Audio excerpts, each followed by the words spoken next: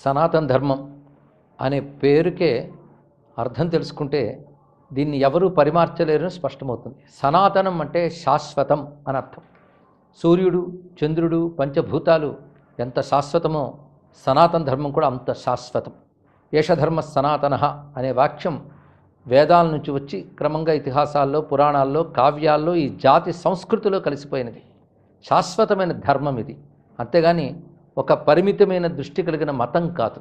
అలాంటి సనాతన ధర్మం యొక్క గొప్పతనాన్ని తెలుసుకోవాలంటే ఎంతమంది మహాత్ములు దీనిలో వచ్చారు, ఎన్ని అద్భుతమైన బోధలు చేశారు, ఎన్ని గ్రంథాలు రచించారు, వాటిని అధ్యయనం చేసిన వారు మాత్రమే దీని గురించి మాట్లాడాలి. సనాతన ధర్మం యోగశాస్త్రం, ధర్మశాస్త్రం, మంత్రశాస్త్రం, తత్వశాస్త్రం ఇలాంటి అనేక రకాల శాస్త్రాలతో కూడినది.